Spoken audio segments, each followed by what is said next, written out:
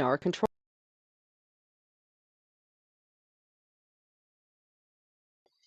Okay, we'll get started. Thank you, everybody who has shown up. Should be a full house tonight. I know we had a lot of people last night for the ET prediction one. If you have any questions, type them in.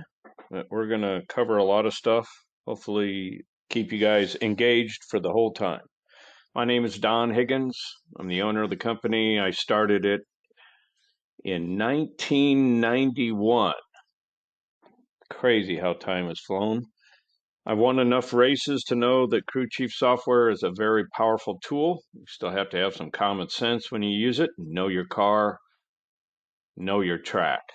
But provided your car is good, I should be able to help you with the predictions. Our goals today are going to demonstrate the newest features in Crew Chief, including our new Delta adjusted prediction formula, which I think is a huge step forward.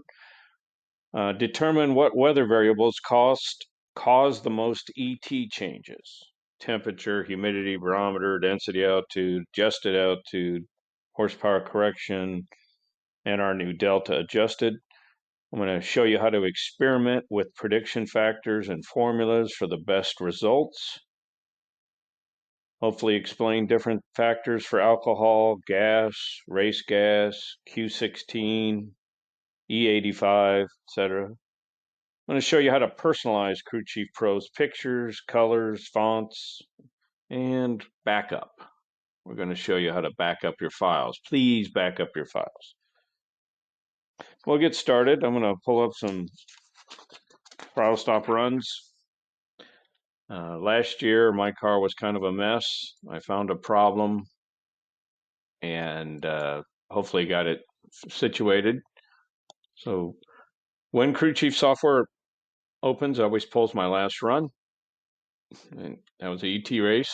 I'm going to go to the search menu, search all runs, and we're going to pull up some throttle stop runs and give you guys some examples of what happens here.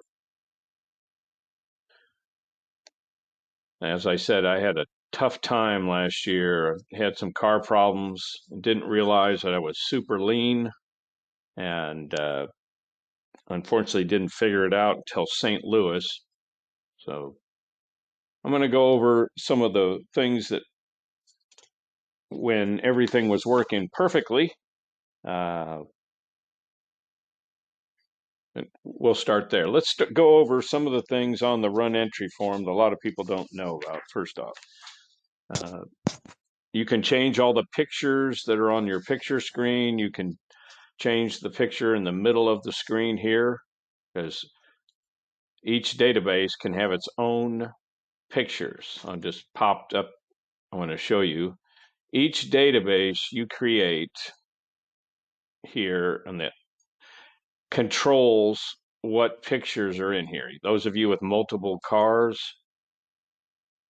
it's pretty cool to have that capability to pick something that matches your car.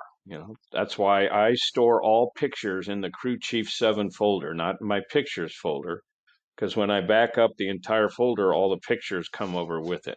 That's kind of important. We'll go over that a little bit later. But so I want to show you when you use this feature. It is kind of handy.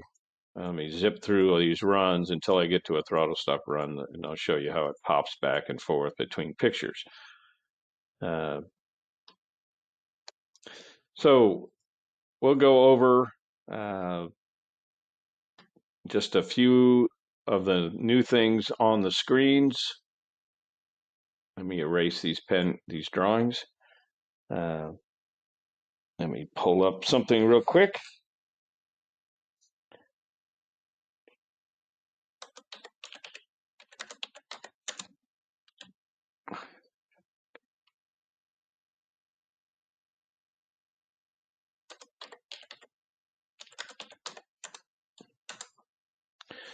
Okay, so let's start with this.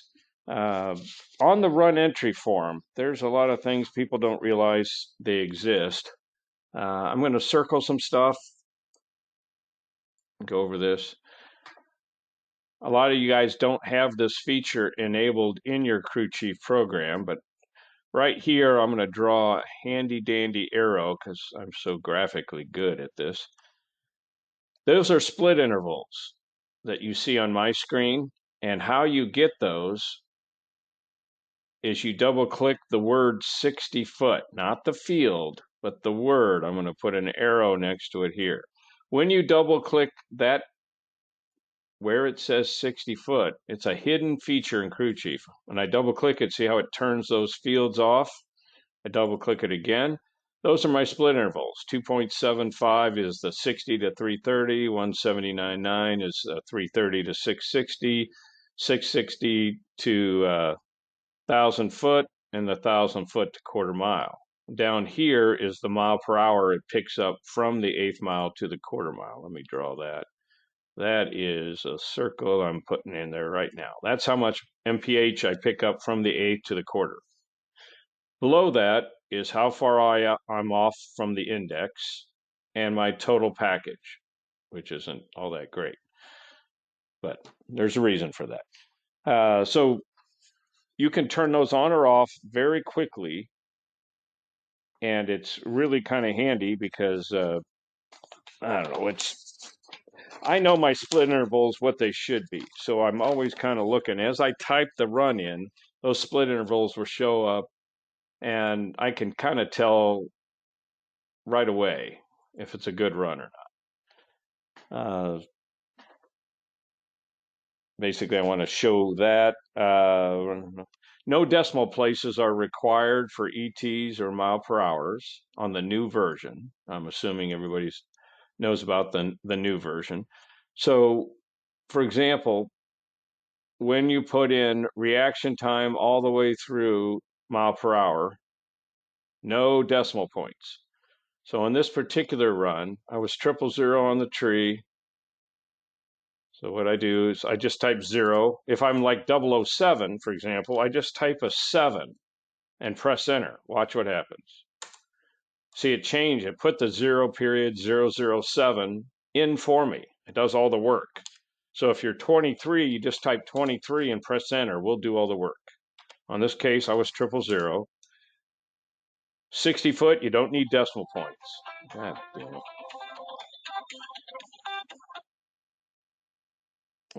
Sorry about that. Let me turn all this off. But so it's really handy that it makes data entry very, very rapid. So like 330 is 4371, 4.371, but all I type is 4371. And it says 43 seconds right now, but as soon as I press enter, it does that all for you. And I've had this in there for a long time, but a lot of people still don't know. I wanted to make sure you guys understood that. I'm going to erase these drawings and go back. Oh, pen. Another thing is you can change the text color. I'm going to highlight this weather and track info. You might not be able to see it, but the words weather and track info allow me to change. If I double click on them, it'll ask me if I want to change the text color. And those of you that put your own pictures in, if you can't see this, you can change the colors of these fields. It's not going to win you any races, but if you're having trouble seeing them, change the color. Double click weather and track info to do that.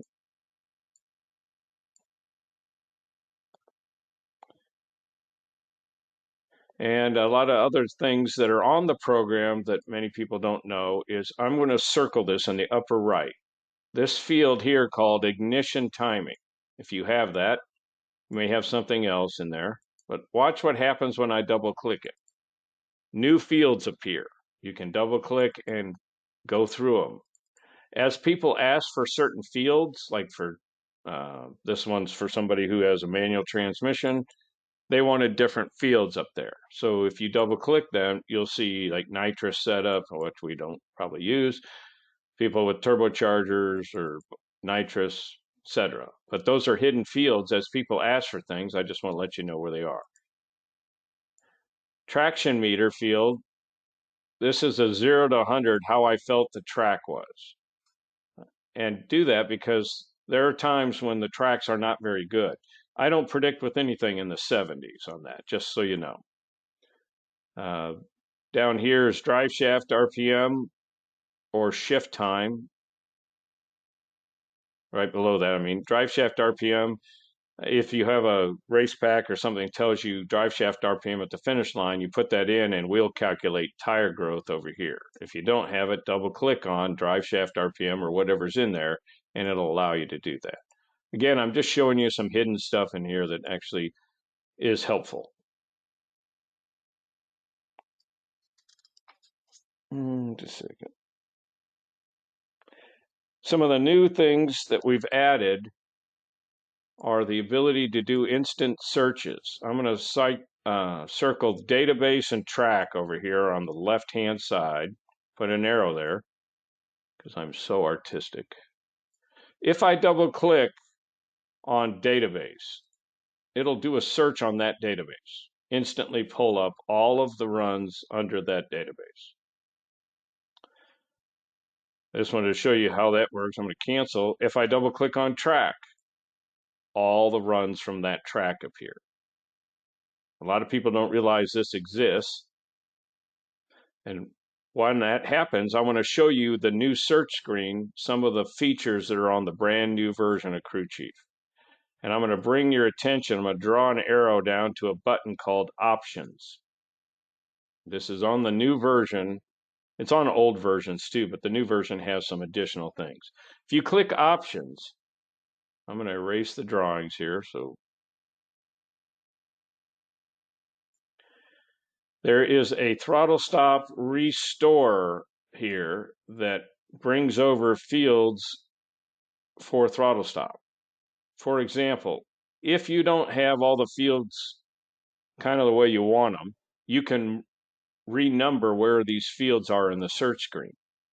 However, if you don't, what I'd like you to do on your version, if it's new, is just click T-stop restore, and it'll put the fields in an order.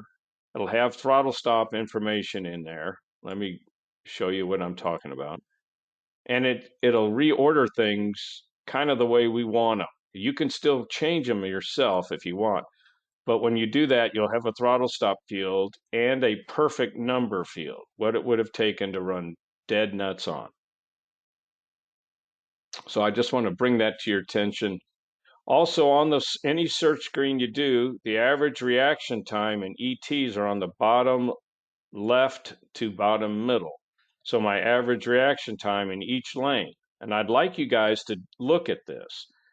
Pick a date or a track or something in there and do a search and see what your average reaction time differences are between left and right lane.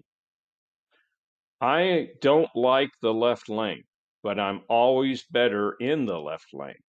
And this is just throttle stop runs here, but it gives you some idea that, and my average 60 foot, all that is listed there. Let me actually do a search on something better than this, but I just want to bring that to your attention because that is kind of important. So if I do a search and I do a search by date, for example, and I say I want to see all the runs between 7 and 12/31 21/19. Here's all the runs I made in that or that date sequence. And so anytime you do a search, all your averages are on the bottom of the screen, just so you know. To pick up a different run, you just double click on it. To switch runs, obviously we have switch runs down here in the bottom right to quickly move between runs. And we also on the upper left have these arrows. A lot of people don't realize do the same thing. There's just not as many of them. I can switch runs up there or I can switch runs here. Down the bottom right has a few more options, but you get the idea. Traction meter field on this upper right area, again, use that. That'll really help you I don't see anybody filling those out, and when I ask them how the track was, they don't really remember. So use that to your advantage. I do like to use the engine temp and trans temp here. When I stage or do the just before the burnout is the only thing I can control, and I always record engine temp. I didn't have it back then, but now I do, so I record it. Use that. I'm going to go over databases real quick before we get involved with too much else, because databases are the everything in Crew Chief Pro. The database menu is up in the menu area, way up there. Now, databases are so important because they control the prediction logic and they are completely separate from each other. So, wait till this loud car goes by in the neighborhood. Databases, you can have multiple databases for each track. I have different databases depending on how I run my throttle stop. So for example, this database says 2018 50 stop 0.050 number one stop. That database tells me everything I need to know. So we go up to databases, and I want to show you the correct way to make a new database, because there are the wrong way and a right way. The reason it is a little complicated is because we decided that if you're going to make a database, we want you to think about it. So I'm going to click on databases up in the menu area. Now, to create a new database, or if you want to change something on a database, like here, if I go to 2024 number one timer and I want to change weight, or if it's 1830, if I want to change launch RPMs or tire pressures, whatever, fix that and save it. Do not forget about setup info page 2 and the change pictures and factors if you want to do that. I'll go over those in a minute, but there's 3 tabs to this. Don't forget about it. So when you tell us that you're running a throttle stop, we're going to put throttle stop fields on the run entry form for you, and we're going to automatically set up the program based on your preferences. Let me stop for a second. There's some questions. Does double clicking do the same thing as enter? No, it does not. Enter or tab will move from one field to the next. Double clicking is designed to choose a hidden button, basically. We hide a lot of things in the screens. We show people where they are, but I don't want to have buttons everywhere. It becomes cumbersome. It's already a lot of stuff going on in the program. So we use hidden things, and that's why when you double click on certain areas, things pop up and changes are allowed to be made.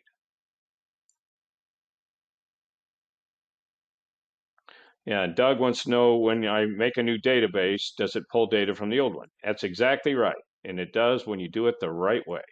So for example, what I was saying is I'm going to make a new database off this 2024 10 timer one, which I did at the end, and I was trying to find the problem in my car. We finally found it was jetting. I went up 6 jet sizes and picked up 12 miles an hour. So I had a problem and I didn't recognize it.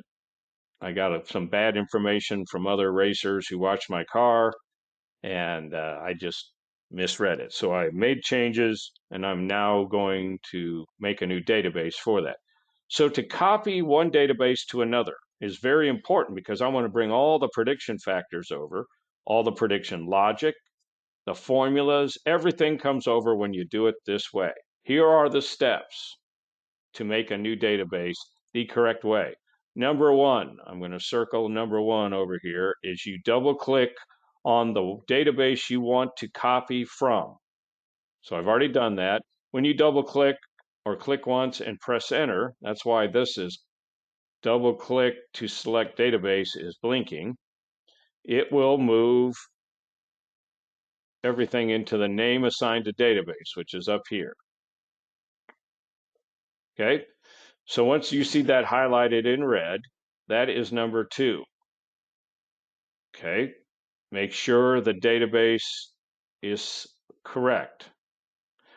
Number 3 is right here, which is Start New Database. So I'm going to click Start New Database. I've already done 1 and 2. I click that, and you'll notice that the database name changes to two dots or 2 stars. Let me erase the drawing so you can see that. Those 2 stars mean you can't do anything else until you assign us a name. So I'm going to type in 2025.10 timer 96 jets. Okay. And then I'm simply going to go to number 4, which is as soon as I press enter, which is here, I pressed enter. That's number 4. We've already done 1, 2, and 3. I immediately go down to number 5, which is save. Okay. Draw a big ass line down here to show you. That's number 5. We already done 1, 2, 3. 4 has been done because we pressed enter. So now I'm going to click on save. Why do I do that so quickly? Well, first off, I want to make sure I didn't miss a step. And if I miss a step, then I have just changed the name of a database without realizing it. So when I immediately save and I jump up here and say, "Is my original in here?" There it is. So I know I didn't change the name, and the new one appears in the list at the very top. Okay. Make sure you don't skip those steps. Very important. I get a lot of calls from people that skip that step. They just simply renamed a database and saved it. They didn't realize what they were doing. But this area of the program is purposely built to be, I want you to think about it. It's not super simple to do because I want you to think about databases for that reason. I'm going to erase the drawings. Then I come back to the list on the upper left and I choose that new database from the list before I do anything else, any other editing. So if I double click on it, it highlights the name assigned to the database up here in the top, and then I just change whatever needs to be changed. I don't have any other changes here. I go to the Setup Info Page 2 tab. Don't forget to look at that. Right there. And let's verify that everything is set properly there. I'll click on that. My number 1 timer is set at 0.1. My throttle stop ratio is 0.0230, which is 2.3 to 1 for most people. But of course, if you have 3 seconds in your timer and you're not 3 to 1, you're not taking 3 seconds out for each hundredth in ET. It's actually little numbers. I get that a lot. So just make sure that you're using the hundredths. Make sure the fuel type is correct. All of this should have come over from your other database, but if you made a mistake, make sure that's right. And those of you that run nostalgia stuff or use ballast to predict, that's what this is for. Old school is for people with mechanical stops. Plate systems are for those with the, like, hell, I can't even remember the name of them. But Ultronic sells a plate stop now that has slide-in plates. The other guy is no longer in business, I guess. And down here, we will automatically assign you calculations based on the horsepower calculation index. All that is all done for you. I have different wind factors for my quarter mile databases than my eighth mile. Make sure your wind factors are in there, or a body, or whatever you want to call it. Because if you want to use wind factors in quarter mile throttle stop racing, they are important to get right. And then the last tab is change pictures and factors. What are these factors on the lower left? These are corrected to standard ET factors. You are welcome to use what I use. They may not be exactly what you see in yours, but mine works fairly well for correcting my each run to a standard ET. So therefore, what that means is that in perfect air without a throttle stop, it tells me what my ETs would be on the run entry form. And I'm trying to make a prediction formula based on this. Sometimes I think that formula is working great, other times it doesn't. If I want to add my own pictures, right here is where you do that. You'll put a check mark in there, then this box will appear with a gray bar in it normally. And you just double click on it and you says, okay, where do you want? Usually you'll go, if you copy all your pictures into the Crew Chief 7 folder, that's where you'll find them. Mine are in a graphics folder. And, let's say I want, this picture, whatever it is, pick a picture out of your list or wherever it is. And, usually I'd use something of mine, but let's just say I want this one. Oh, that's a good one. And then save it. Wherever that picture is, that's why I prefer to copy them into the Crew Chief 7 folder, but it's up to you. So that's how you make a database. You always follow those 5 quick steps because I want to make sure you're not overwriting an existing one. So take your time here. You don't need to make a lot of databases. I tell people do not pre-make databases before especially a new car. Make a database when it's required, only after you've proven out that this particular database logic is working fairly well for you, then that's where you can make a new one. Don't forget to save the database, though. Does anybody have any questions on the database setup screen before we go? Also, if you, like what happened last year, the end of the year and the beginning of the year, sometimes we have 8th mile throttle stop databases we have to create.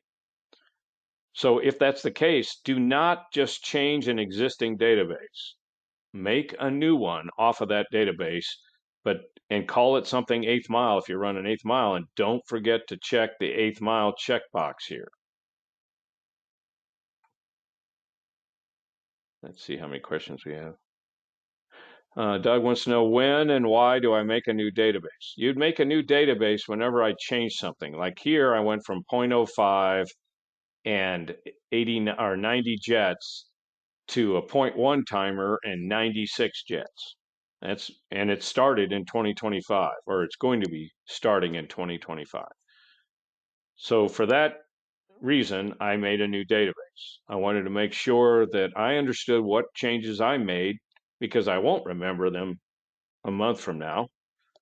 So I named the database when I make a major change to the car, either throttle stop timers, torque converter, jetting, something major, or if you go to Bristol, for example, Bristol is an uphill track. It's 13 feet higher approximately on the finish line from the starting line. You have to have a Bristol database because Bristol is slower than it should be because you're fighting uphill all the way.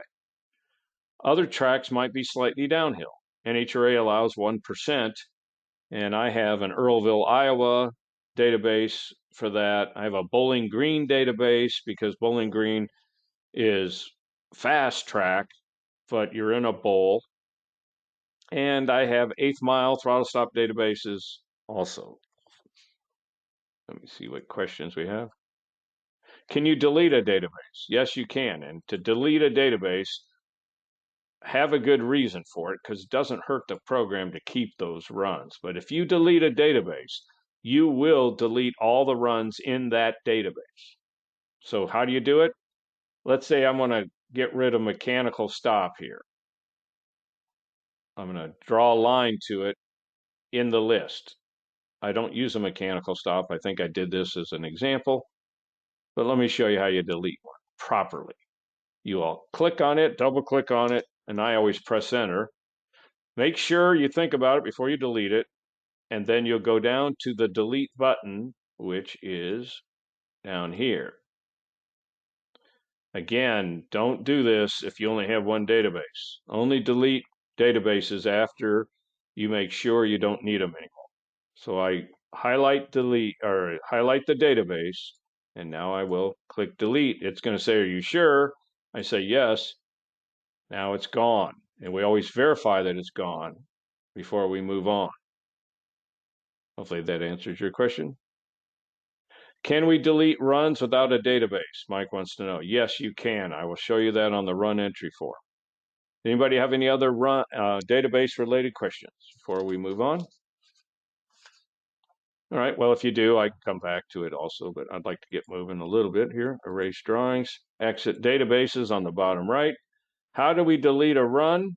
They asked, so here's how you do it without deleting a database. We have menus at the top, this file setup search. The file menu in the upper left hides that. So I click on the file menu, and about 3/4 of the way down, it says delete this run. We hide it because you don't delete runs very often. There really isn't a good reason unless the car broke or something halfway down, you're not going to do it. I don't delete runs because I want to count how many runs are on my equipment. If it's an old run, like I don't even have the car anymore, I'll delete a database because I usually would have a database for those. But if I want to just delete one run that makes 0 sense for whatever reason, you can do that. You can pull it up on the screen using the search menu or arrow keys and click delete this run. And it will say, are you sure? You say yes, and it's gone. I won't do it, but that's how you do that. Okay, so we covered that. Run entry form.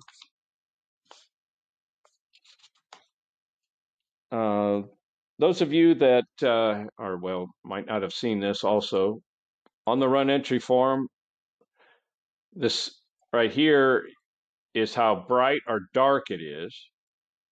That arrow, make sure you use that, because if it's dark, drop that list down and pick dark. If it's overcast, if it's bright, whatever it is, make sure you do that. I forgot to cover that earlier. It doesn't affect your predictions. However, it does affect the logbook. When you're in the logbook screen and you want to see all your runs, we now have a light indicator on there on here as well. Now, this is a long one, but just so you know, it's a good idea to keep track of that. No decimal points are required for ET or mile per hour. However, they are required for throttle stops because some people use weight in throttle stops. So make sure you understand that point. There's nothing wrong with you adding your own decimals where they belong, but it also works that way if you're manually entering temperature. Like temperature is 84.9 in the top middle here. If I type 849 and it says 849 degrees, as soon as I press enter, crew chief's smart enough to know that's not possible, just so you know. Opponent information works the same. I didn't have an opponent on this particular run. I'm not sure why, but as you enter opponents, and I put all opponents in. Let's say the opponent was 005, and they were 165 at the 60. 330 was 441. Again, I don't need decimals. 620 at 144. 1,000 foot was 768.4, and quarter mile was 889.5. And mile per hour is 187.95. So when you do that, it tells you how many feet apart over here in ET and actual distance. How many feet apart is calculated for you. Also tells you how much you took the win or loss by. And if you lose, you get a minion going, what? And then up here is your opponent information on the upper right. Don't forget to put them in.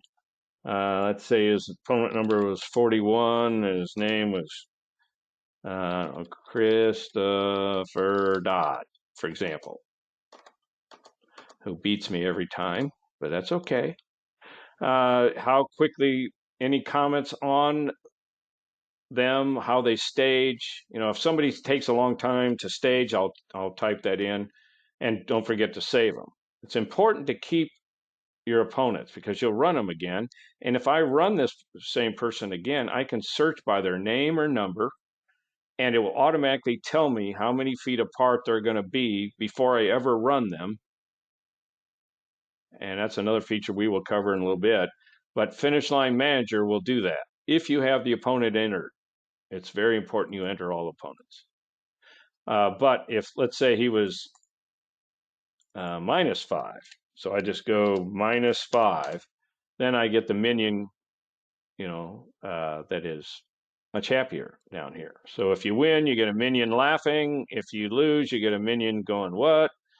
So again, it's kind of a fun screen to do, and I always look at it. Now, there is another thing here that is kind of important, and that's Time Slip Simulator. It's an option in Crew Chief. It's an Australian company that we partnered with a long time ago.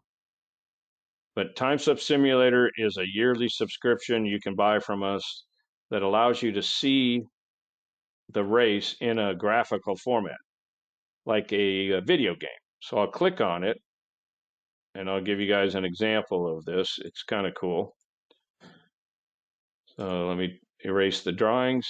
Crew Chief software will integrate with it, and we'll import all the ETs, and then I can simulate it on the bottom right. And I can see all different point of views here. I can look at it from my point of view, overhead view, like the Google or like the Goodyear blimp. And this is the TV view, we call it. But let's play it here. We'll play how close this race was. And I don't have sound on, but this is the camera angles change all the time as you're going down. Pause off, and let me just play it again so we can see. I can full speed, I can actually go slow motion. I can stop at certain places by clicking. Right now it's going to pause, finish, play. And this is a new version of this that shows how close the race was at the finish line. Now I can change this to head checking, where I can look like I'm in the race car. I can click this button, it'll move. There's keyboard shortcuts for this, but it's really a cool feature. I thought originally it was just going to be used by junior dragsters, but I use it all the time. I just think it's the coolest thing in the world. And I can go to super slow motion at the end just to see. What's important about this program is that I can play this Finish Line Manager as if I haven't run this person. And I can go and type 41, and we'll pick this, and we'll act like the race hasn't been run. So if you have the opponents in there, this will tell you how many feet apart you're going to be before you ever run them. I can simulate what the race will look like before I ever run that person. Very important, very cool feature. Again, it's like $79 a year or whatever, I think, but it's neat. Run completion. I get a lot of questions on run completion. That's after opponent, you put the ETs in just like the time slip says, and then you'll save it. I usually tell people go to opponent next, then run completion. And run completion, if you're on the brakes or if you lift, is the only reason you'd go into this. It will tell you what you would have run had you not lifted. And this one doesn't show that I lifted, but what's important on here is the different formulas. This on the bottom right is the completion formula. I use 1,000-foot momentum, which is a more substantial calculation than off 1,000 foot. But if you don't even get to the 1,000 foot, you can use off 1/8 mile. There's a drop down list here. Let me get this. You can go to 8 to 1,000 foot splits, but most of the time it's either off 1,000 foot or 1,000 foot momentum. I use the momentum one. I think it's far more accurate. You can also choose different runs. I found some tracks, the left and right lane is different, and you can click, choose different runs. This box will appear and allows you to pick a different run completion run. Different run to complete this run against when there's something weird happening that you don't think the previous run covers. If you accept the ET, that's what this button is for. Those of you that have been with Crew Chief software for a long time, this is old hat probably, but a lot of people don't realize how this works.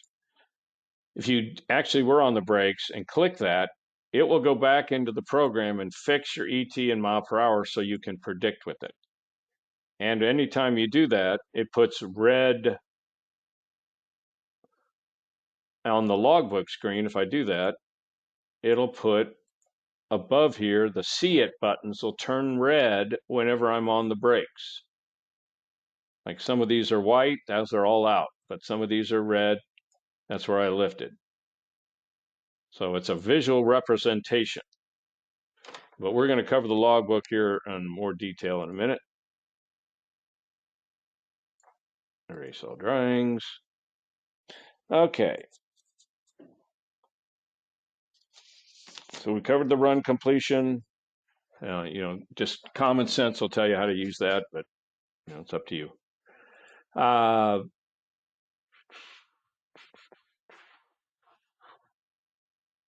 right, let me just switch around a couple of runs here, see if I've got anything halfway decent. Yeah, here's a sample run completed run. It changed the ET in mile per hour automatically, and it put a note in the comments area on the bottom. It always tells you that the original ET, mine was 892 at 167, but completion said 889.5 at 181.5. So that's how you know it was run completed when it does that. Does anybody have any questions so far? As we're about to get into the logbook screen, which is going to have a lot more information in it. Let's go to the last, and I'm going to do search and pull up, even though these weren't good runs before I figured out the jetting problem. I'm still going to use them. Okay, so all right, the logbook screen. I want to cover that. Control L on your keyboard. If you hold the control key down, hit the letter L, it jumps to it. Or you can use multiple places to do that. Event logbook button, Control L, or you can go to the log view menu at the top middle of the screen. I'll draw an arrow to that area. And the log view menu at the top of the screen allows you to pick runs in different orders. Allows you to pick just single day or multiple day events. It has a little bit more options. Log view, event log button down the bottom rightish area, Control L will fire that button. But you have to use this logbook screen because I can walk into somebody's pit area and immediately see a problem with their runs. So even though these weren't really good runs, I want to cover what's important on the logbook screen. On the upper left is you can click to get out of it or use the escape key. CW, this green button in the upper left, is current weather. That will pop up a screen with current weather. Used to be more important than it is.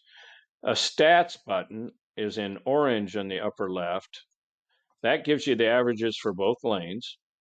And then your print button. If you have a printer, you can print these. I won't do that now. But every run in order for the last 5 days is automatically pulled up because for the U.S. Nationals, we need the last 5 days. All the runs are in order.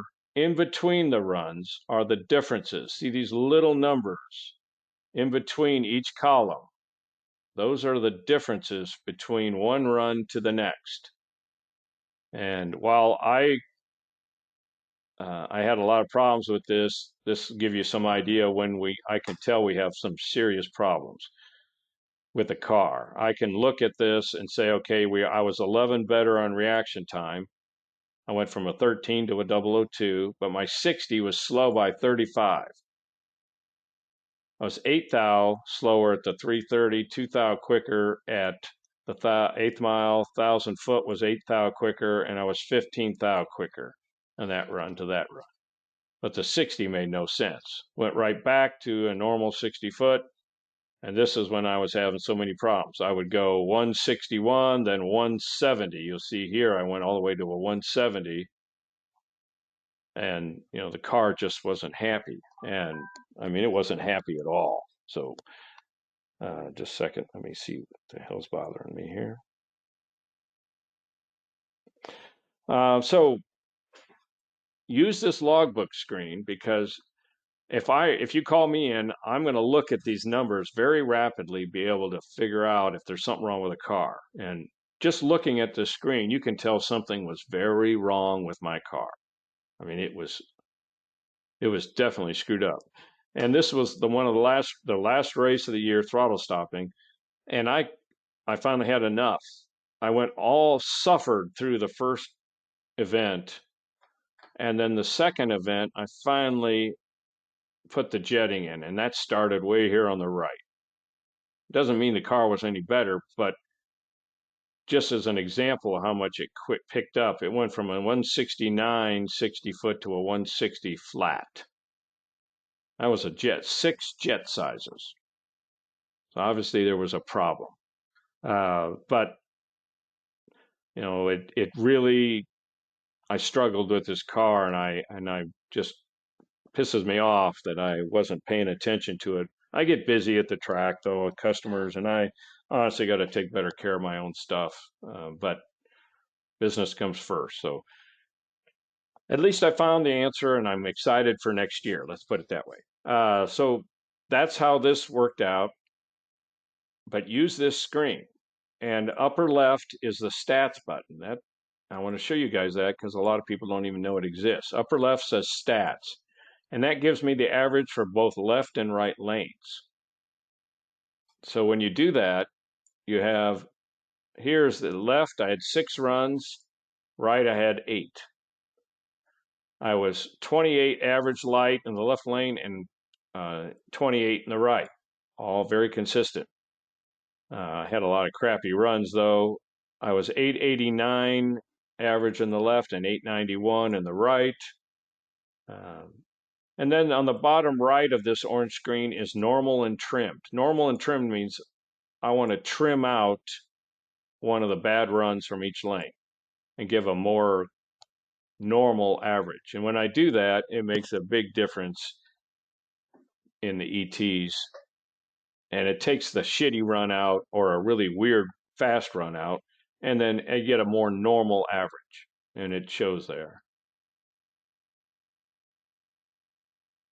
I missed how to get to the logbook averages. The logbook averages you're talking about this stats button on the upper left. Let me erase drawings and start that one. Up here on the logbook screen in the upper left is a stats button. That is where you'll find what I'm working on right here. That brings this screen up. But look at this screen. Look at your logbook. Look at this screen. If you have a printer, I highly recommend printing these because there's even more information on the printout, and it's just a great thing. I use a spiral bound book with 3-hole punch, and I just print on 3 pre-punched paper, and I just throw it in my little book. It's really a great logbook, and you can write on it, do whatever you want. But that's a really cool screen. I can tell a lot about somebody's car. You'd think I'd have learned a lot about my own, but sometimes mistakes happen, and I hope to move on from it. But all right, so the track menu, there's some new features up here in tracks. We don't have every single track. You can add your own by clicking on tracks in the upper menu areas right yonder here. I'll draw an arrow to it. That's the tracks area, and a screen will come up. You can add your tracks, but we also have something on each track now called compass heading. And then these 2 check boxes down here, if they have 4-digit precision. If they give you not just 3 decimal places, but 4, check that, your track does. Or 594, it's pretty rare at NHRA events to have that. But compass heading was put in because a lot of times at Gainesville, I can't see the track. I am not 100% sure which way I'm pointing when I'm in the road course. So I have a compass on my phone. I go to the starting line, point the thing down track. I know it's, what is Gainesville anyway? Let me find out. When I'm in the road course at Gainesville, it's 119 degrees. So when I go back to my trailer, I point my wind sensor or my whole weather station to 119 degrees. Then I know my wind sensor is pointing the same way as the track's pointing. So utilize that, but add your own tracks. You don't have to add all the information if you have to add one, but you can. I add the radio stations, which are right here, and any notes for whatever notes they are, phone numbers, anything that helps you while you're at the track. That's all.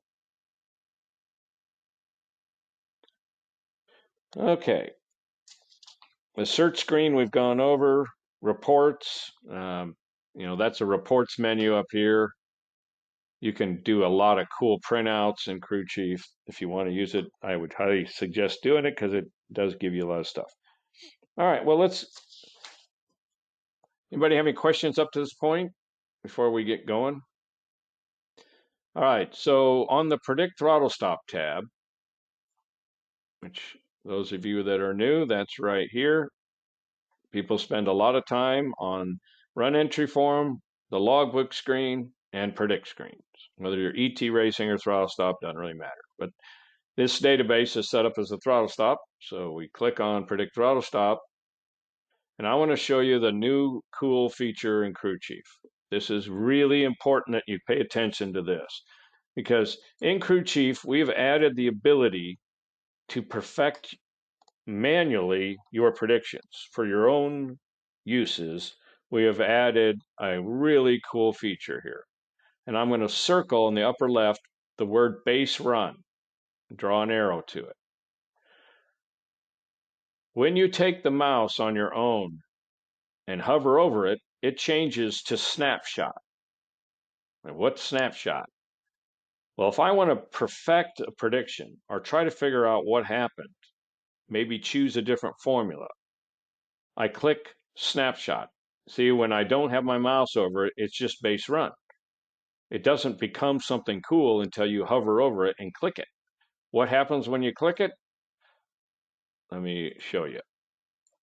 Everything from the base run, weather-wise, is transferred over to current, including the 60 foot that you actually ran. What is snapshot? Snapshot is this is a snapshot of this run at the 60 foot mark. We have your 60 foot ET. We have all of the weather at that exact moment all filled in for you. So great. What do you do with this? Well, the first thing I do is I will, once I make sure I've got the right information on here, I'm going to use the switch to previous run button or switch to next, usually not switch to next, but usually switch to previous and pull up the run previous that I was predicting this run with by clicking here. It will move, it'll change the base run to something different. And what I'm shooting for is I want the predictions to tell me somewhere around 245. Okay, all these are saying 245 right now because, well, that's what it would have taken to run exactly on the number. So let's show you what that looks like in real world. So I'm going to switch back a run. The first thing I'm running into, this was a shit run. Because why was it a shit run? Now, let me erase the drawings and draw something else. Because this is when I had problems. Look at that 60 foot, went to 166 when the run next was 161. So obviously I can't use that run as a base run. So I'll switch back. One more. I'll go down to the bottom left, switch to previous run. And now it has all the predictions up there. So this is what it would have been calling for at this exact moment had I known the 60 foot was 161.9. So what do I look for? Well, the first thing I'm looking for is the difference in temperature is 4.3 degrees. Difference in humidity is better, 13.7. Barometer's 4 numbers better.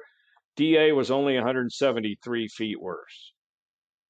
So I was thinking, why that 60 foot should have been slower than 161.9. So I'm going to try, first trick is to find out if I drop the 60 foot area down and just go to density adjusted, it should have been about a 163 60 foot, honestly. And then my predictions would have calling for not the 245 that I needed, but they would have still been a little bit fast. But let's say that the average 60 foot for the database, that's not any better. Humidity adjusted 60 would have probably DA barrel and relative humidity adjusted. So that's what I'll do in this list is I'll drop this list down. Let me erase these and point to what I'm talking about better. I would drop this list down and try different things because my 60 foot should not have been quicker when it's only 173 feet difference in DA. Nothing really other than humidity. Grains of water, we're showing -5, nothing major. Humidity's a little bit better. And in my car, humidity affects the car, definitely. So if I drop the list down and go to humidity adjusted 60 foot, it probably would have been about right. However, a lot of times I'll use the DA barrel and humidity adjusted, and I'll look at that. I'm shooting for a 245 prediction. And you'll notice every prediction now is 245. So let's try something that's not right, though, and I'll tinker with this and show you guys what I want you to do in those situations. What we're trying to do is perfect either what formula I'm using or what factors I want to use. So let's say I'm going to go back to one that was an 890 with a 7, and it's telling me 250 based on this. Of course, I had a lot of problems at this time, so what I want to caution you against is trying to prove out a run for no reason at all. Let me explain. I don't want to chase a run. I don't want to change all my factors because one run doesn't make sense. How do I know this one run may not have made sense? Because none of the other runs were similar in 60 foot, or it didn't follow something, whatever it is. Let's just say that these predictions are what it's coming up with. And I'll say, I don't think that was right. And the DA barrel and relative humidity one makes the predictions right. So the first thing I said is, what should the 60 foot have been? Should it have been faster or slower based on weather? It was 161.9. There's nothing I can do to stop that. It's just kind of a fluke run. So if I change that to 161.9, my predictions are 251 and 250. I can try different formulas. I can drop this down and go to density altitude. I can drop it down and go, okay, what changed? And not enough change. Barometer was worse. So let's try DA with baro and humidity, or DA with barometer. And that gets a little closer. But here I'm trying a lot of different formulas. Vapor HP correction and baro is a new formula, by the way. In your list, if you have the brand new version of Crew Chief, the 2025 version, this is even perfected a little bit. That's a good formula. So that's a new thing I came up called Vapor HP correction. And it gets really close right here. You can see these are 246. I needed 245 with some numbers. Pretty damn close without chasing anything. But it's a pretty aggressive formula.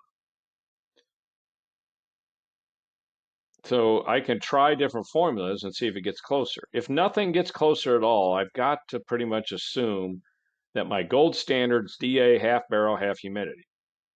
In my case, my car really follows humidity a lot, so sometimes I'll go density altitude with relative humidity. In this case, it would not have worked.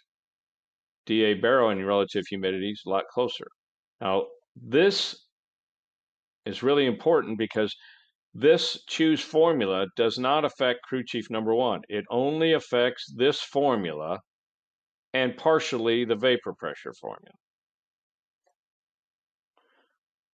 So crew chief number one, the first one, is completely customizable by you. That's for you that you do it by hand or you want to try different formulas. That's what it's for. It used to be just based on adjusted altitude. So again, I'll go over that here in just a minute, but I'm trying to get the bottom two to be close. And my normal go-to formulas aren't working. So that kind of tells me that one of these runs was a fluke.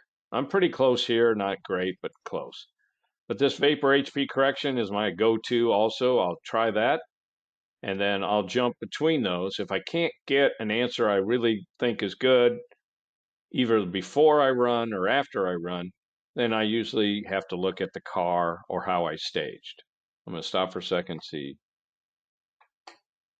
Yeah, Peter wants to know how to analyze throttle stop ratios. I'll do that here in a minute.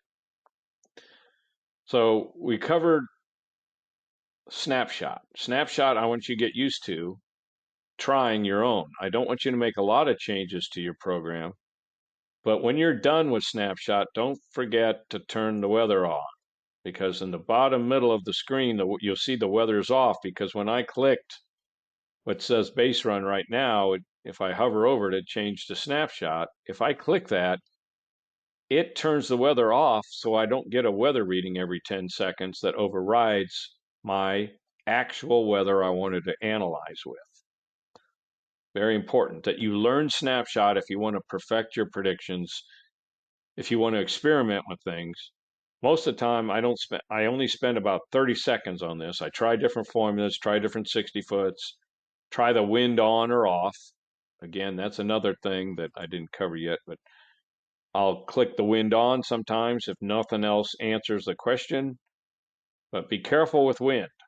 Wind is going to be an absolute. So you've got to be careful. I'll turn the wind on in the pit area a lot of times. And unless I'm at Joliet or someplace where the wind is constant or it's jumping around a lot, headwind to a tailwind, there are times I'll turn the wind on and leave it on. But usually I won't. I'll make that call myself. I'll spend a little time in the trailer saying, okay, with the wind on, it's saying it's worth 400s. So if it stays at 10 mile an hour or 12 mile an hour, I'm going to take whatever prediction it says and probably pull 400s out of it or add 400s into it if it's a tailwind. Other times when I'm sure the wind is definitely hitting the car, I'll leave the wind on. But every prediction I get on my pager or on my cell phone can be wildly different. So you got to be careful with those. Wind will win you a lot of races, but if you overanalyze wind or if you leave wind on and you get a gust and you go with it and that gust stops right when you're going down the track, well, unfortunately, you're going to be either fast or slow that you think. So be careful with it. Make good decisions in that area. Okay, so we'll go back and turn off this. I'm going to go ahead and click weather's back on. And I'm going to cover crew chief number one before we do anything else. Crew chief number one is the first one. How do I change crew chief number one? I'm going to draw an arrow to where I want you to click. It's right in anywhere in this white box. When you click white box, a screen will pop up that says how or create your own formula for crew chief number one. And you can try different things here. I'm going to show you. I purposely put it on something I don't use a lot of, just to give you an idea here of how to experiment with our new formula. So right now, what's chosen is adjusted altitude and vapor pressure. And I do use this from time to time, but not as often. What I want to bring your attention down to is this last one called delta adjusted altitude. It's a new formula. It's a new calculation that I came up with a couple years ago that I have been experimenting with, trying to make it more useful than density altitude or adjusted altitude. I wanted something that combines things differently than density altitude does. I originally designed this for alcohol, and it works great for ET predictions for alcohol with this alcohol formula. But I also made it work for throttle stop racing on gas. So it's really a cool thing. There's several things on this screen I want to go over. Don't be afraid of this screen. Before you change anything, take a picture with your phone just to remember what it was on there. If you've never been in here, the only thing that's going to be checked is temperature, but that doesn't mean temperature is actually being used. It's just the default adjusted altitude. If nothing but temperature is chosen, I'm not looking at just temperature, just so you know. I'm just using an adjusted altitude, and that's what we're going to start with. And if you don't like tinkering around, you can just use this checkbox in the bottom middle. It says use AA, the default formula. But I'm going to clear these and try some experimenting with this. Let's do that. Let's go ahead and I'll select delta adjusted, and I'll uncheck vapor pressure and adjusted altitude. And sometimes with the delta, I'll add grains of water to it and then save it. I've selected those two, save it. And the prediction now changes based on those numbers. Didn't really improve much, but there's not enough difference in the delta to show that. So maybe it's time to uncheck grains and go to humidity. Let's just see, or uncheck that and go to barometer. And now it got pretty aggressive with the barometer. And why did I choose barometer is because I looked at the differences. Barometric pressure up here on difference was 16 worse. 16 points of barometer is normally going to slow my car down a couple hundreds, at least 1.5. It says over here in the ET change column that it was worth 1.5. It's probably about right. So now we're getting close on our predictions, but not exactly right. Now, if I go ahead and change the 60 foot to what it really should have been based on weather, let's see what it does, if it actually makes a difference. Yeah, now we're at 246 and 247 for all three of those formulas. Much closer, but you get an idea that you can tinker with this formula. Again, click on it, and if I say, nothing's working, I'm going to use AA, just use AA, and it's 248. It's not any better. So I go back and I select something else different. Now, there is another formula that's kind of cool I want to bring your attention to. That hot weather, this seems to work really well. Optimal T-stop factor. And I've used this in all weather conditions. However, I want to show you if I check this one and uncheck the rest and save it. Let's just see what it does. Again, it's only looking at optimal throttle stop number, and it's not working here because it's not looking at barometric pressure enough. So I could add barometer to it, but when it comes to this, a lot of times this is a hot weather. I've used it really well in hot weather, and I liked it a lot. So if I go to adjusted altitude, go back to and grains of water, for example, and add barometer, and uncheck the optimal and save it. Now we're back to 247 again. Let me erase these drawings because they're getting a little bit crazy. If I get rid of grains, does it make an improvement? Barely. So you can tinker with crew chief number one. It's for people that do things by hand. If you have a handwritten formula you want to follow, you can use this and create your own. There's no wrong answer here, but if, again, kind of my go-to is usually the delta and barometer, but experiment with some of them. You don't check all of them. You only check 2 or 3. I have people that check all of them. Boy, that'll ruin it real fast. So be careful with that.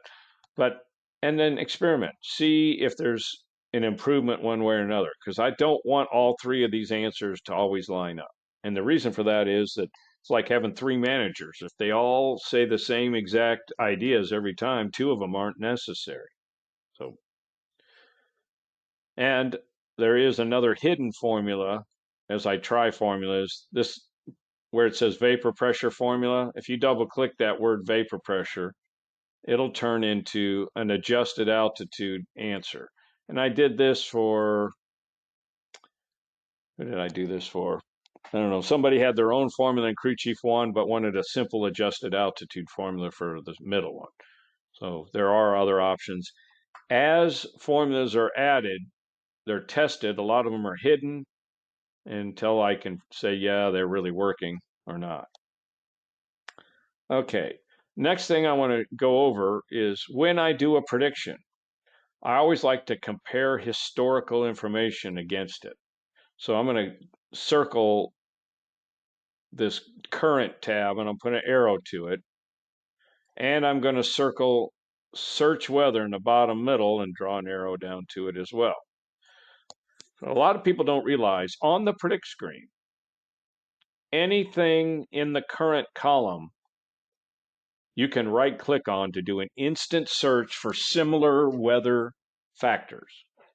So for right now, I have current density altitude highlighted in blue. If I right click on it, there's all the runs at 3,500 feet of DA, plus or minus 150, instantly. Some of them aren't going to be all that useful because maybe they were a different combination. Maybe they were older. But I want you to see that it instantly will pull up all the runs sorted by the latest to the newest to the oldest. And it lists them all on the left-hand sides, the dates, the run numbers, the time of days. So usually when I do a prediction and it comes up with an answer and it says, let's say 247, do I have any runs at around 247 in the, in the last year and a half? On this case, it doesn't really help me because there's a lot of stuff in there. It might be more than just current density altitude. And that brings me into the second area, which is search weather button in the bottom middle. If you left click on search weather, you can combine searches. Like I go, how many runs have I made with similar barometer and density altitude? I use that. You can use like grains of water and DA or adjusted altitude or horsepower correction, whatever you want. I only pick one or two.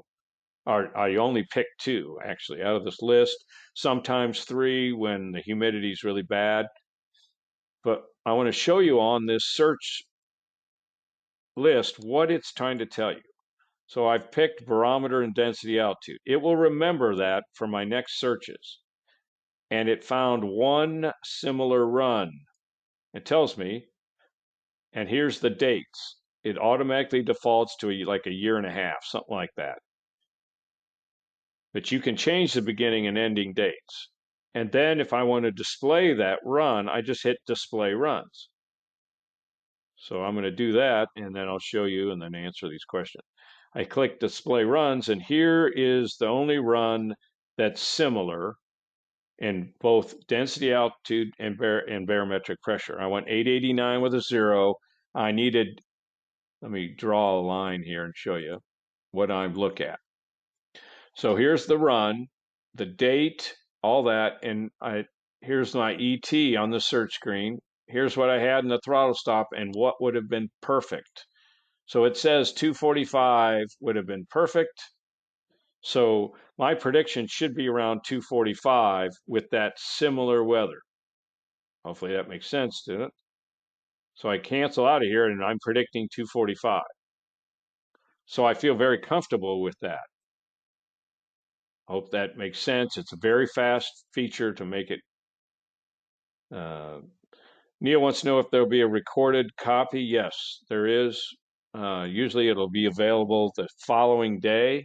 Takes about 4 hours to upload, usually, though. Just so you know, there'll always be a copy of it. And you can watch this as many times as you want that way.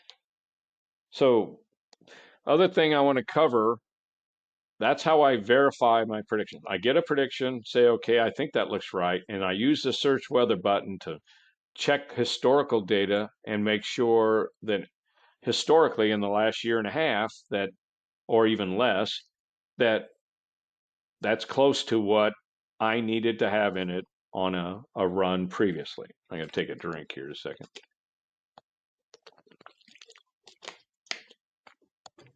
So let's go over some of the other things.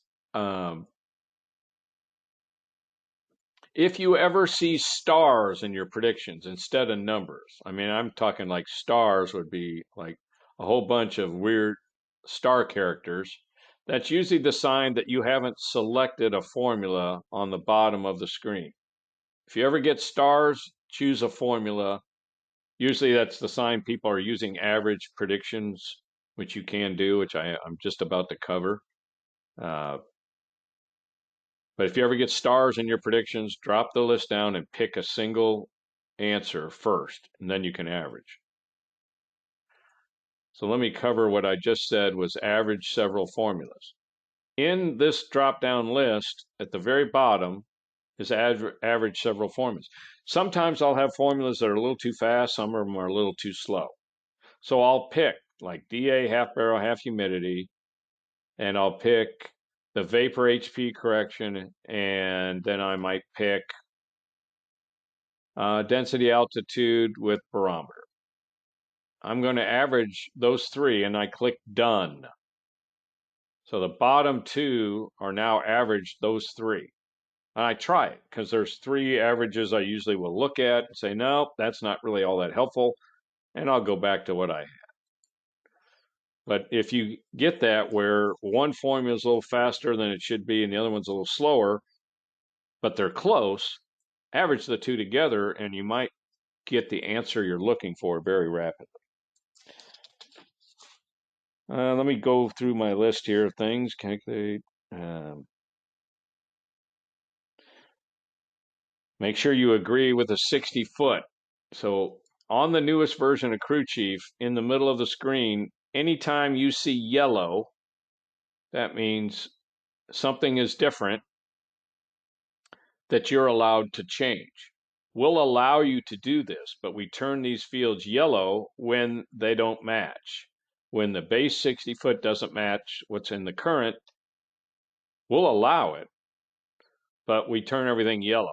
So the first thing I do when somebody says, hey, the prediction is wrong, I just got back, I went 889 with a 5 and it's telling me to subtract two numbers, usually that's the sign they have the wrong 60 foot in the current after their run.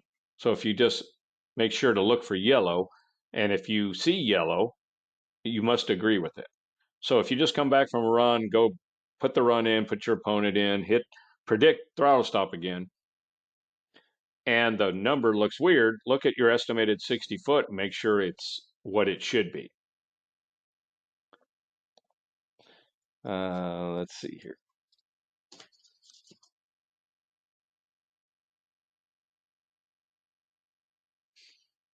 Okay, other thing that I have on my screen that you may not have on yours, let me erase these drawings real quick,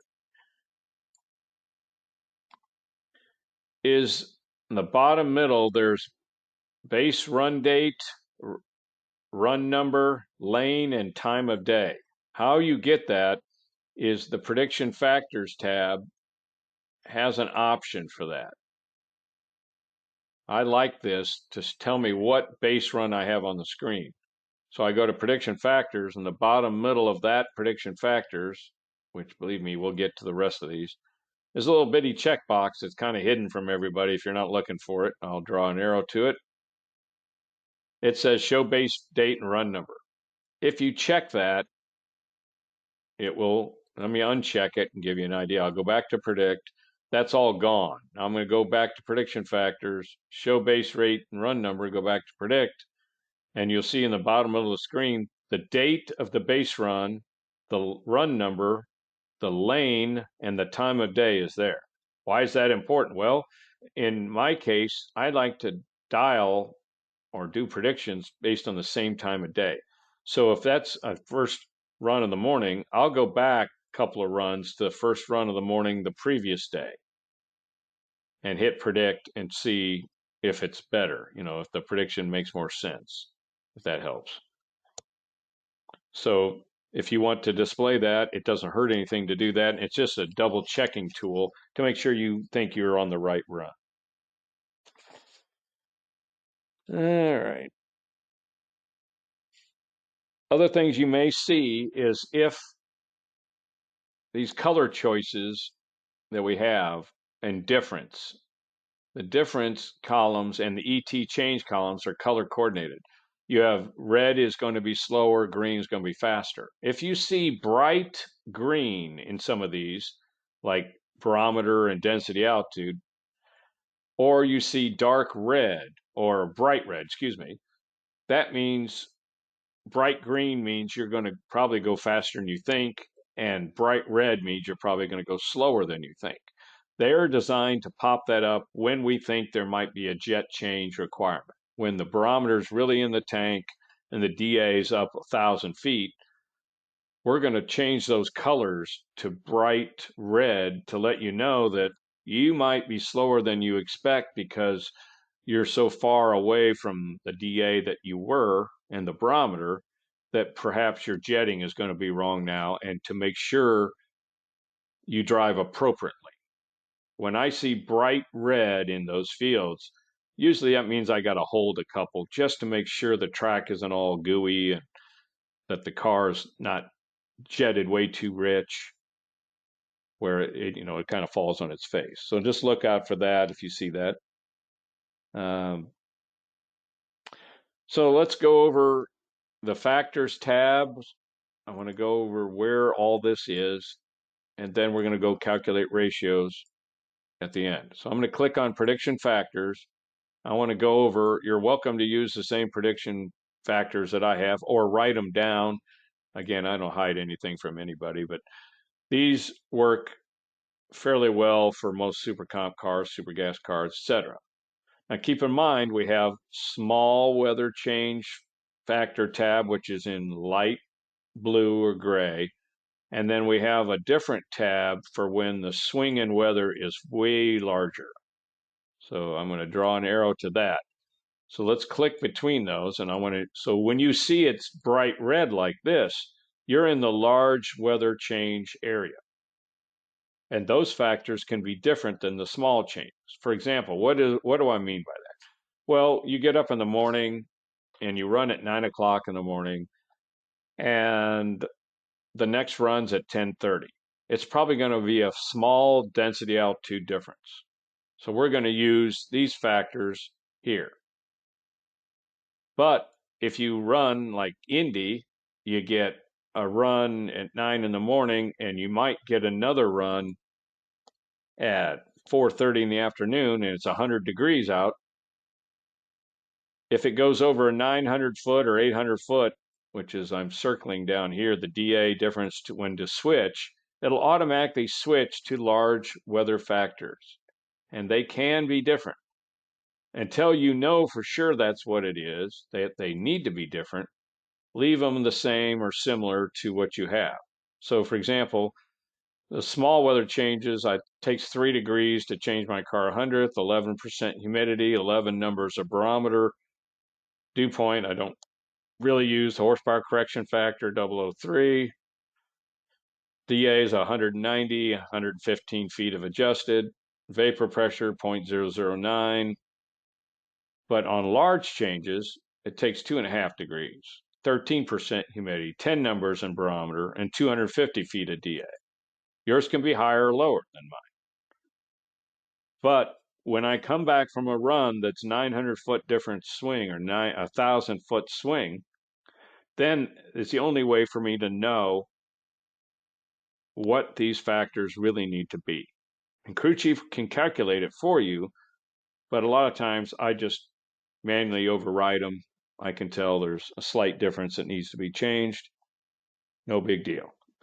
But I want to show you how that works. And then the delta adjusted, there's factors for that. You're welcome to use the same ones I have on mine and experiment with them.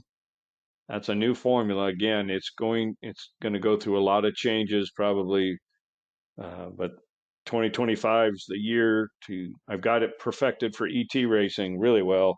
Now I want to make the same for Throttle Stop. If you'll give me just 1 second.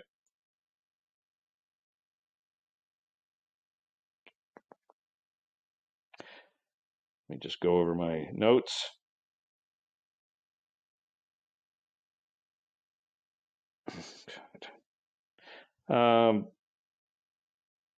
So I've got, my phone is blowing up. I'm going to shut it off here for some whatever reason. But, okay. On the factor screen is also wind factors.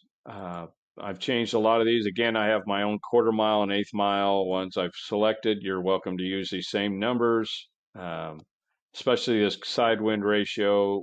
I pull for a dragster, pull it way back.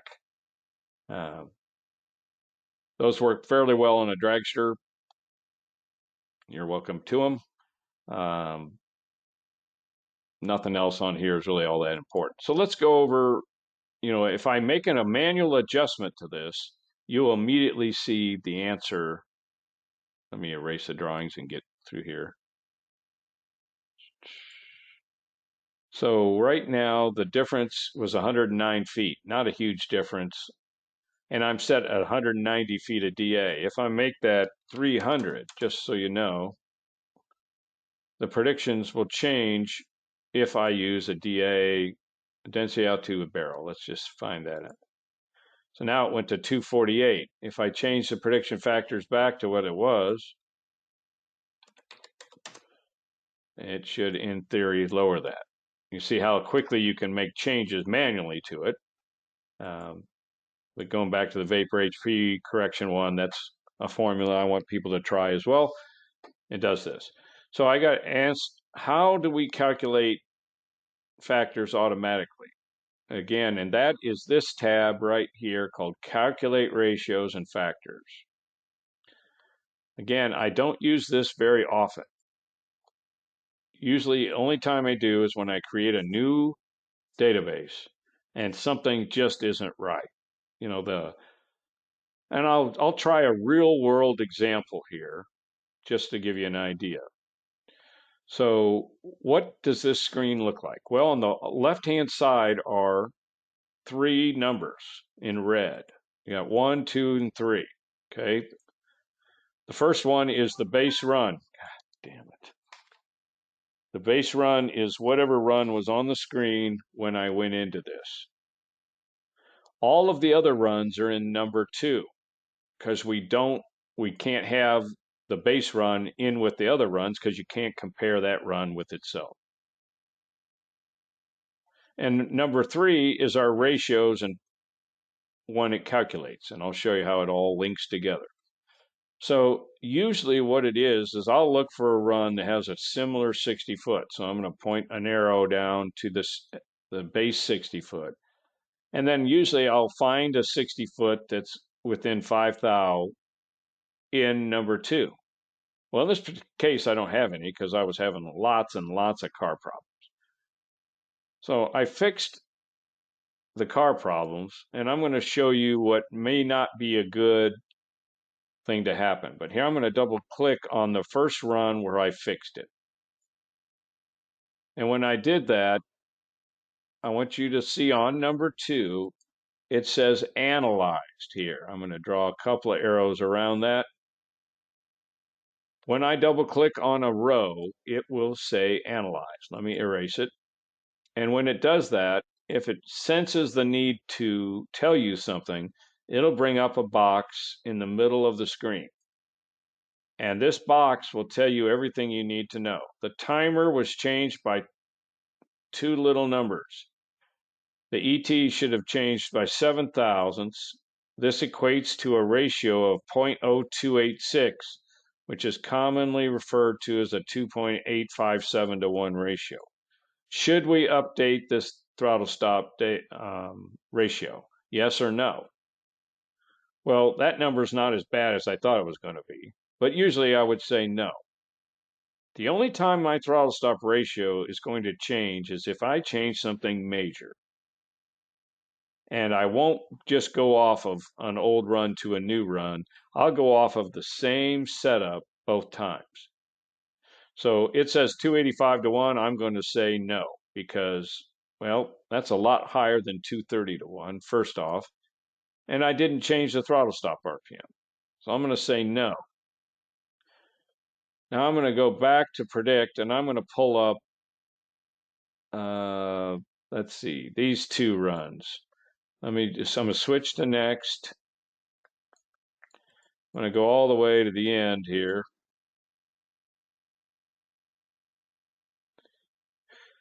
I think I am. There, it's 878 past. Okay, that's when I finally figured something out about the car. So now I'm going to go to calculate ratios and factors again. I'm going to erase the numbers, and I'm going to try this with a car that was a lot better. So I fixed it and picked up 12 mile an hour or 12 hundredths, whatever it was. It was really something else. Um, so I don't want to calculate ratios with a non-fixed run. So now in number two, these runs, the ones I'm really curious about are this one and this one. Any of the old stuff isn't going to be useful because I had a really hurt car.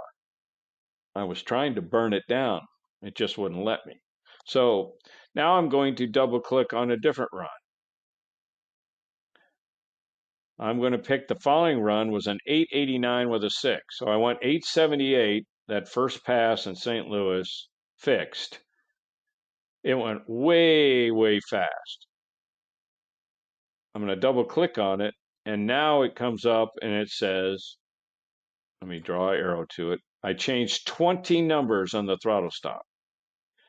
And it says that changed the ET by 800ths when we adjust for 60 foot and all that. And that's normally referred to as a 0.025 to 1 or 2.5 to 1 ratio. That's pretty close to the 230 that I'm currently at. I could say yes to this, but I'm not, because the 60-foot variance was more than I tolerate normally. Well, actually, no, it wasn't. It was only 3,000ths of a second. But I'm still going to say no to this, because I'm going to show you an experiment to see another example. Let me erase the drawings and bring your attention to the middle between number 1 and 2 is some check boxes.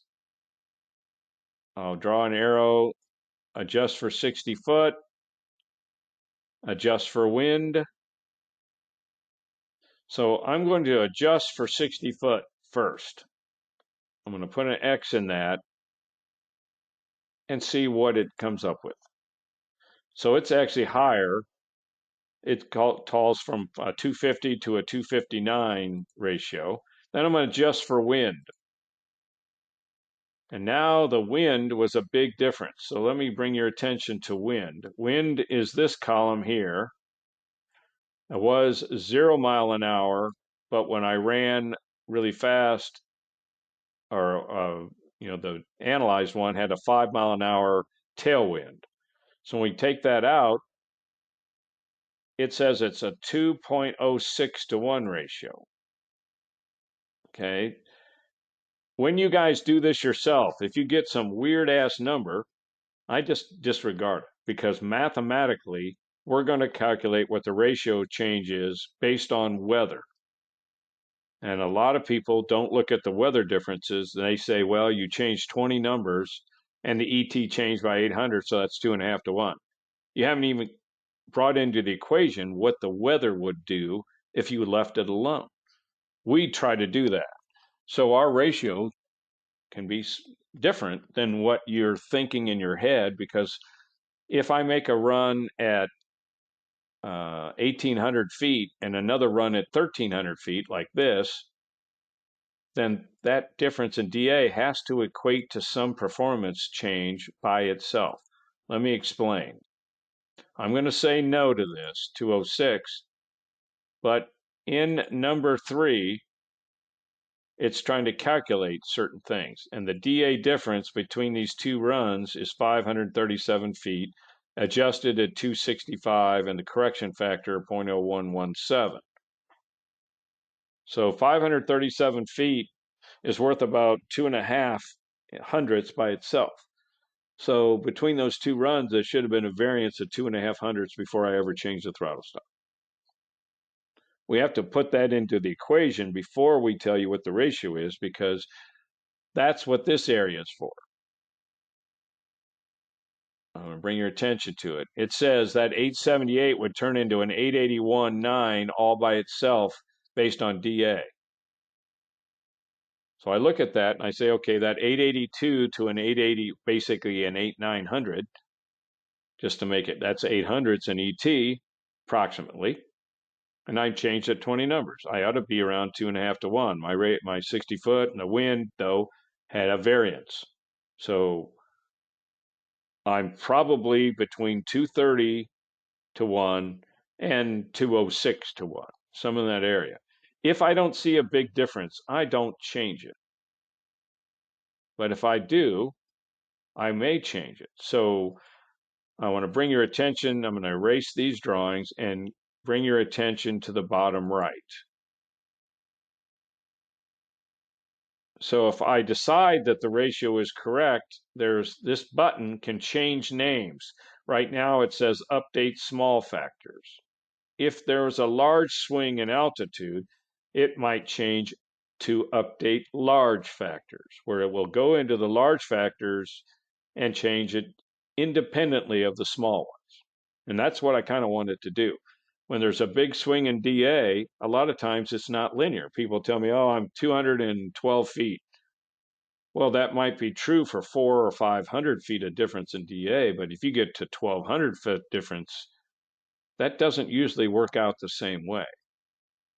So that's why we have large changes of weather. And we're going to be making adjustments to these factor setups where there'll be a more, I don't know, a more smooth changeover. But right now, this is what we use. And that's how it learns. If I click this update small factors, it's going to go into the program and update the density altitude numbers and all the horsepower correction, adjusted altitude numbers, and my throttle stop ratio automatically. And that's how it learns. However, there's not often that I will allow it to tell me that specifically. And the reason for that is because we've obviously in NHRA racing, you get a run at 9 and you don't get another run till 4, or you don't get another run till the next day. Well, I don't do throttle stop analysis from one day to the next, usually. I will go, okay, great. We just ran at 10 o'clock in the morning. I get another run at 1 in the afternoon. If I set it up to go in 885 and then I let it predict what I think should be an 8900 and it misses it, goes 891, I'll go into the screen and have it retell me what the new ratio is for my throttle stop. I don't normally update the weather ratios because I don't want to chase one bad run or something that doesn't make sense if the track just wasn't right. And that's why I stick to plus or minus 5 thousandths in 60-foot differences in this column here. So be careful what you choose here, or you'll get results that won't make any sense at all. The program's only as good as the information coming into it. So be careful there. I know some people will have questions on this, but does anybody have a specific scenario they'd like me to cover?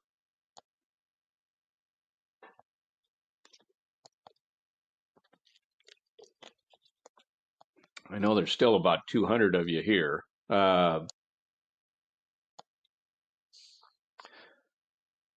You can ask questions as we go, so it's not a big problem, but I just want to see here, 251. All right. But that's how the program learns.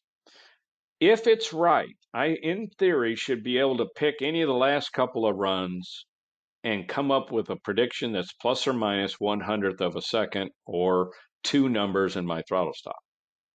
If I can't do that, that's usually the sign that I have something wrong and either the car or the track is throwing me a curve. But you won't go into this every race. There's no reason your car should be changing that dramatically. So when I get close, I leave it. And it's very important that, here, I'll show you a snapshot on this. So 278, 275, 160, DA's up. Should have been a little slower, wind on. 275, next run was 278. That's what I'm looking for. So I'm close even without any changes to speak of. So let me just see DA with barometer humidity, and I'm real close. So I just did a snapshot on those two runs at 878 to the 8900 or 889 with an 8 or whatever that ET was, just to compare.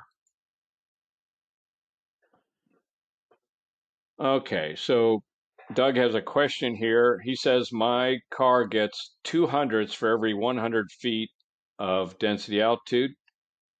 How can you set that up under the Delta? I would start the Delta one probably at about 130. Uh, no, I'm sorry. That's 200s for every 100 feet. The Delta then would be, I'd set it up at about 90 then. And your DA/01 ET, uh,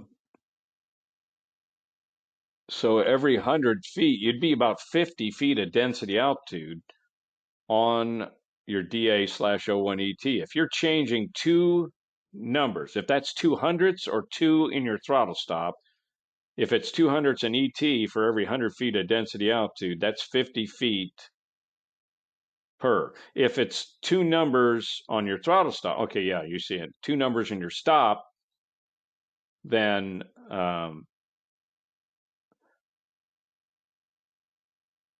and your ratio, if your ratio is 2 to 1, then that'd be 100 feet of DA. If your ratio is higher, then we just have to do the math difference between them. But so in your case, two numbers, 2 to 1, make it 100 feet of DA then.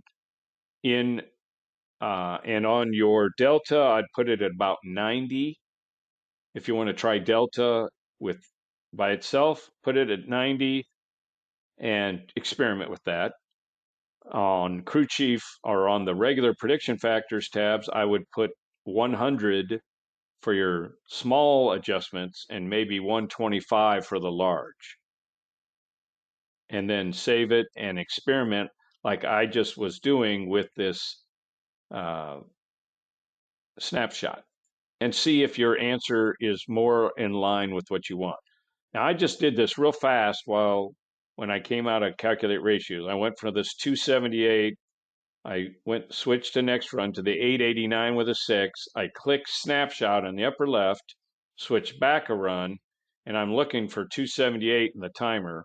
And here is all the predictions for that run. And if I remember correctly, it was telling me about this, but I think I rounded down rather than rounding up. But regardless, it was still a good run. No problem, Doug. That's a good question, Doug. I'm glad you asked it because there's a lot of people that are probably wanting to ask something similar. So as long as I get you plus or minus 5 thou, the rest of it's kind of up to you. Now, will that happen every time? No. I can't count on the track to be what I think it's going to be every time, and I get caught with wind. Eighth mile racing, it's not as big of a deal, but quarter mile, we have to think about wind. So when I come back from a run, if I go 891 or an 889 and I don't see it in the weather, I turn the wind off. If that answers the question, then I know the wind was worth that much. Okay, well, you guys have been here a long time, but I do want to cover something before I go any farther, and that's how to back up files. So if you go to the File menu in Crew Chief, about halfway down is Backup Data Files. Take a flash drive before you click on this and plug it in. And then point to that flash drive when it asks you what drive letter, and in 12 to 25 seconds, it'll back up all your runs to a flash drive. But that's how you back up. Please do that. There's also a full backup, which means you'd have to exit out of Crew Chief and put a flash drive in, and we want you to copy an entire folder over to a flash drive every 6 months. That'll get all your weather station settings and everything. But it's important because computers aren't built as robustly as they used to be, and I'm seeing a lot of problems. The computer's working just fine. The next morning they go to turn it on and nothing happens.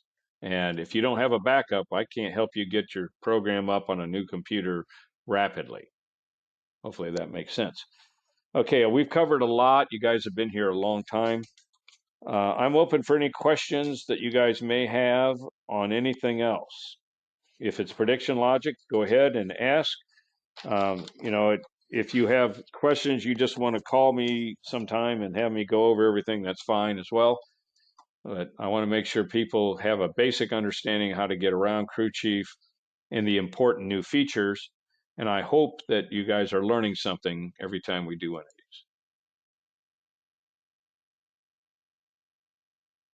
these. Okay, I've got a question. Wants to know if there's a difference between the factors if you use a carburetor versus injected. Usually, yes. Are you talking injected on alcohol? If you're running on alcohol, yeah, you'd pick alcohol from the list of fuel types and it would be different. Now, injected inline stops usually have way different throttle stop ratios than carbureted do because your RPM is way different. And I use RPM as a throttle stop guide. So if you're injected and you shut the car all the way down to idle, you're normally 1-to-1. Like 0.01 would be your ratio. If you're still carrying 3 or 4,000 RPM, then your ratio will be higher. But yes, it will. You're on, okay, ethanol C85. Then I would use the E85 to start with factor form, and I'll show you that where to find that here real quickly. And then Charles wants to know what files do you back up every 6 months? I don't back up one file. I back up an entire folder. Let me show you how to do that real quick. It won't take but an instant. On the bottom of everybody's screen, it's not in Crew Chief, it's in Windows, is a yellow icon, looks like a file folder. I just circled it on the bottom of the screen. If you click that, put a flash drive in, make sure Crew Chief is not running.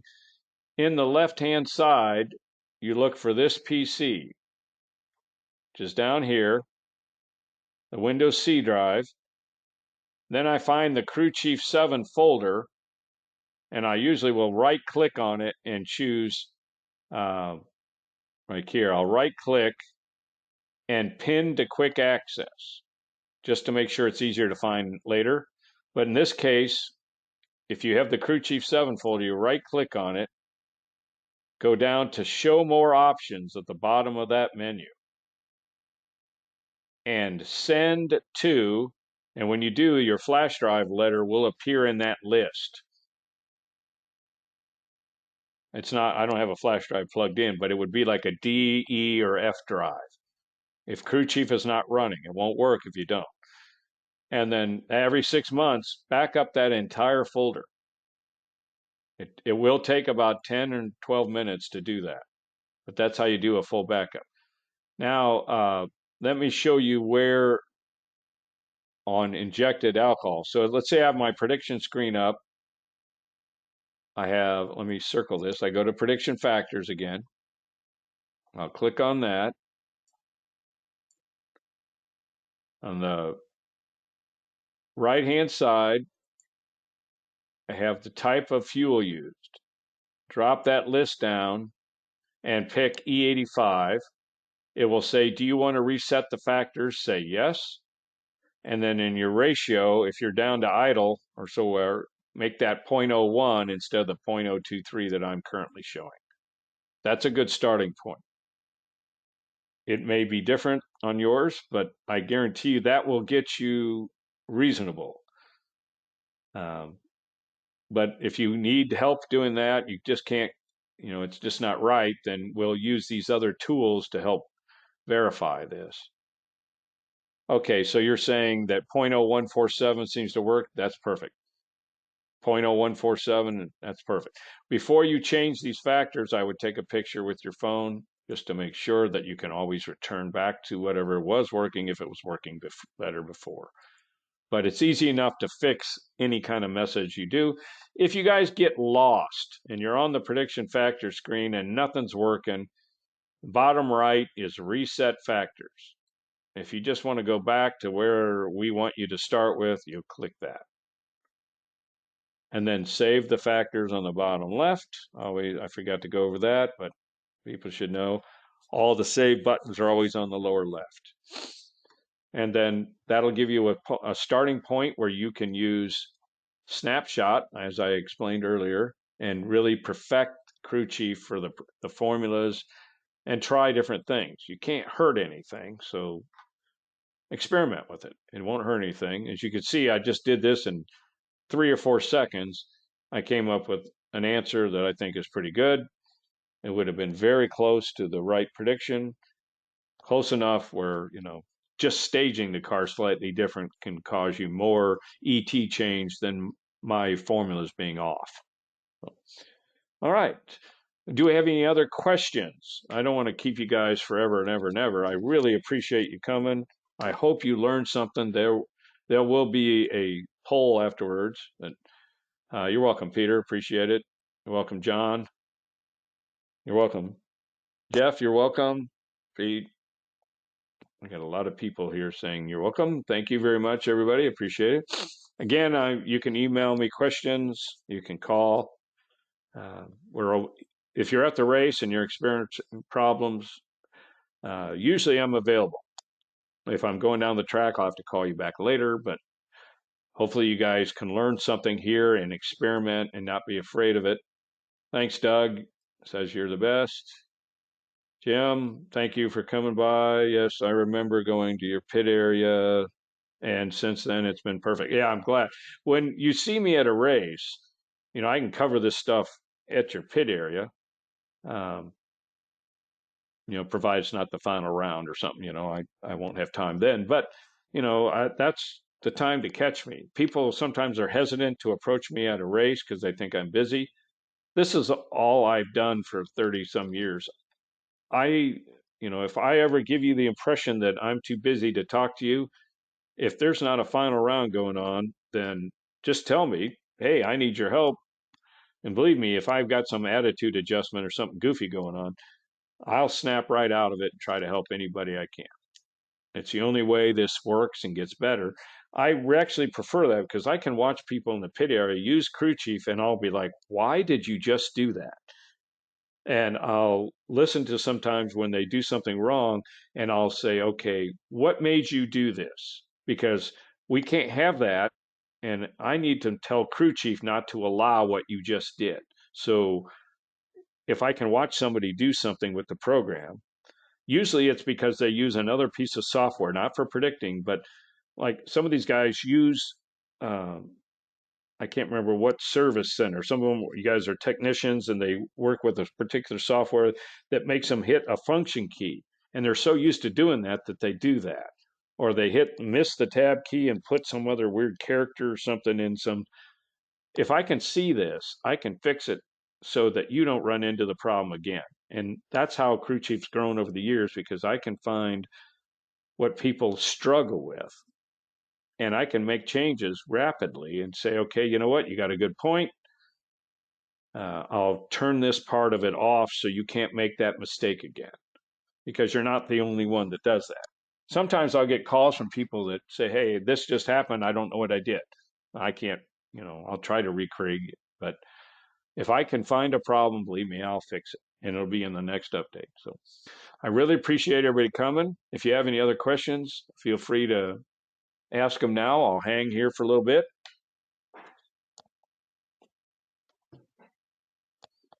You're welcome, Jeff. You're welcome, Pete. No problem. I'm glad that you learned snapshot. Yes, just hover over base run on the upper left there, and that'll turn on snapshot when you click it. Can I do that again on the run that you just had up on the screen? Yes. So I'm going to pull using the switch to next run, I'm going to pull the run after this up and try to act like it hasn't been made. If that's what you're asking. I'll click here. I'll hover over base run in the upper left and click snapshot. I'll switch back a run on the bottom left. And I'm looking for 278 in the predictions. And they're all fairly close. within 5 thousandths on my car. Does that answer that?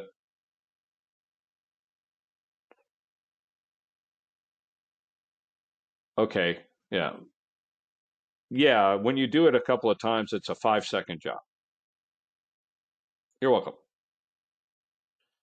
Thanks, Edward. Appreciate it. Bill, thank you. You're welcome.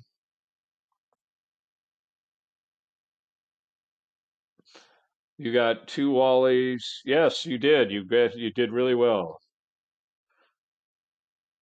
I never won an event till I got your software. Thank you very much. You're welcome. You're welcome. It was fun to see.